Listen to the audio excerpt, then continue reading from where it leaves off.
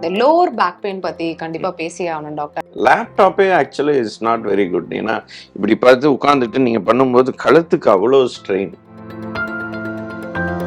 நிறைய டயட் எல்லாம் இப்போ ஃபாலோ பண்ணப்படுது இல்லையா? இப்போ பிரண்டை துவையல் சாப்பிடுங்க, சீக்கிரமா எலும்பு சேர்ந்துரும், ஆட்டுக்கால் சூப்பு சாப்பிடுங்க.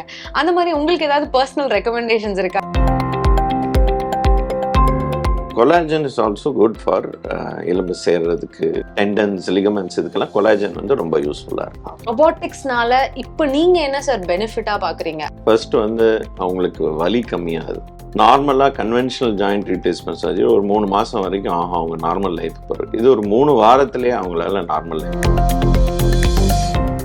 மூட நம்பிக்கையா இல்ல நம்ம மக்களோட மருத்துவமா இது அப்படின்னு தெரியல. நிறைய டயட் எல்லாம் இப்போ ஃபாலோ பண்ணப்படுது இல்லையா? இப்போ பிரண்டை துவையல் சாப்பிடுங்க, சீக்கிரமா எலும்பு சேர்ந்துரும், ஆட்டுக்கால் சூப்பு சாப்பிடுங்க. அந்த மாதிரி உங்களுக்கு ஏதாவது பர்சனல் ரெக்கமெண்டேஷன்ஸ் இருக்கா? நீங்க ஏதாவது சொல்லி அனுப்புவீங்களா பேஷண்ட்ஸ்ட்ட? இதில் ஒரு தவறே கிடையாது. அந்த காலத்தில் அவங்க கண்டுபிடிச்சிருக்காங்க பிரண்டையெல்லாம் யூஸ் பண்ணால் சீக்கிரம் சேருது அப்படின்னு சொல்லிட்டு. ஸோ இப்போது scientific studies have also shown பிரண்டை அப்படின்றது இங்கிலீஷில் வந்து சிசஸ் குவாட்ராங்குலஸ்ன்ற அந்த ஒரு வீடு அது. அதில் வந்து அதனுடைய வேர்கள்லையும் அதனுடைய ஸ்டெம்ஸ்லேயும் அனபாலிக் ஸ்டீராய்டு ப்ராப்பர்ட்டிஸ் இருக்குது. அந்த அனபாலிக் ஸ்டீராய்ட்ஸ்னால் அந்த எலும்பை கூட்ட ஜாயின் பண்ணக்கூடிய அதுக்கு ப்ராப்பர்ட்டிஸ் இருக்குது. ஸோ தட் மீன்ஸ் இது வந்து அந்த காலத்தில் அவங்க கண்டுபிடிச்சிருக்காங்க. இப்போ வந்து அது மெடிசன்ஸாகவே வருது. ஸோ மோர் கான்சென்ட்ரேட்டடாக மெடிசனாக வருது.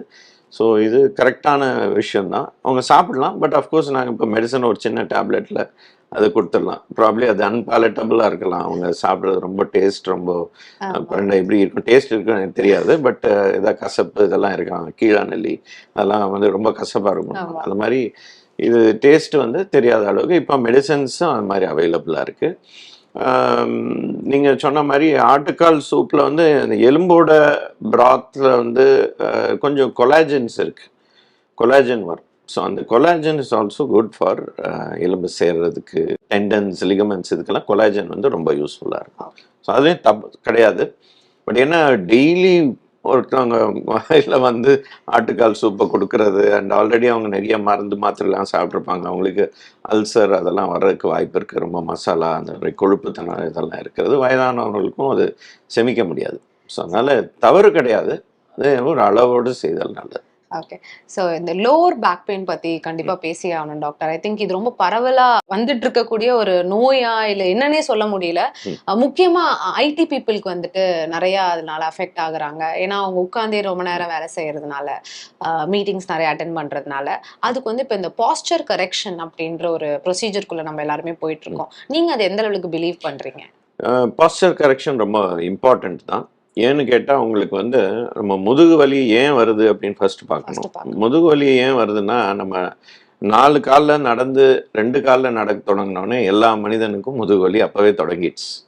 ஸோ நம்ம விவர் டிசைன் டு ஹியூமன்ஸ் நடக்க தொடங்கினோடனே முதுகு ஸ்ட்ரெயிட் ஆனோடனே அந்த ஒரு எலும்புக்கும் நடுவில் ஒரு ஜவ் இருக்கும், டிஸ்க்குன்னு சொல்கிறது. தமிழில் வந்து ரொம்ப அழகான சொல்கிறது திகிரிச்சில்லு அப்படின்னு சொல்லுவோம். அது ஒரு ஃபைப்ரஸ், இந்த நடுவில் வந்து அது ஒரு ஷாக் அப்சார்பர் மாதிரி நம்ம ஸ்பைன் போன்ஸுக்கு. ஸோ இந்த டிஸ்க் வந்து நம்ம ரொம்ப ஸ்ட்ரெயின் பண்ணும் பொழுது ஏதாவது வெயிட் தூக்குனா அது லேசாக வீங்கிட்டு காலுக்கு வரக்கூடிய நரம்பு ஸ்பைனல் கார்டை அழுத்தலாம்.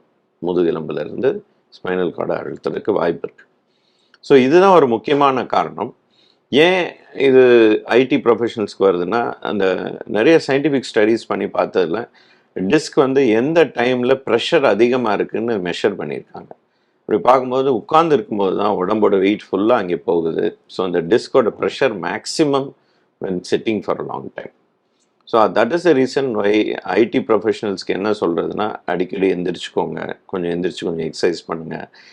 இப்போ நிறையா தே ஹாவ் அந்த ஸ்டாண்டெல்லாம் இருக்குது, நின்றுக்கிட்டே பண்ணுற மாதிரி ஒர்க் பண்ணுற மாதிரிலாம் இருக்குது.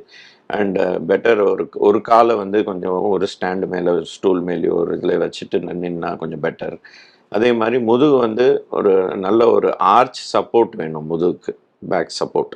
ஸோ அதுவும் வந்து நம்ம யூஸ் பண்ணிட்டோம்னா all these are useful for ID professionals. என்ன ப்ராப்ளம்னா, நம்ம எல்லாம் இப்போ ஒர்க் ஃப்ரம் ஹோம் ரொம்ப கூடி போச்சு.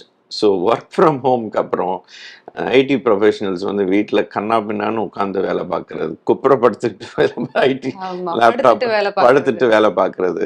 லேப்டாப்பே actually is not very good. ஏன்னா இப்படி பார்த்து உட்காந்துட்டு நீங்கள் பண்ணும்போது கழுத்துக்கு அவ்வளோ ஸ்ட்ரெயின், பேக்குக்கும் ஸ்ட்ரெயின். ஸோ அதனால் ஆல்வேஸ் உங்கள் மானிட்டர் வந்து ஐ லெவலில் இருக்கணும்.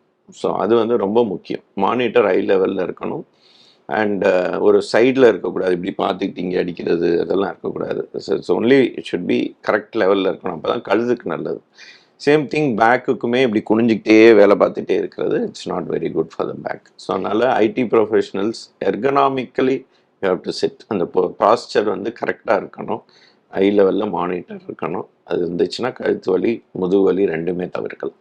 ஐ திங்க் பீரியட்ஸ் டைம்லயும் பாத்தீங்கன்னா பெண்கள் பெரும்பாலும் பண்ற கம்ப்ளைண்ட்டும் இந்த லோவர் பேக் பெயின் தான். இதுவும் இந்த சேம் கண்டிஷன்னாலயா? Same condition. ஏற்கனவே கொஞ்சம் டிஸ்க் ப்ராப்ளம் இருந்திருக்கலாம், அவங்களுக்கு முதுகு வலி வந்து இருந்திருக்கலாம். ஸோ பீரியட்ஸ் டைம்ல என்ன ஆகும், அந்த பெல்விஸ்ல இருக்கிற பிளட் சப்ளை வந்து ரொம்ப கூடும்.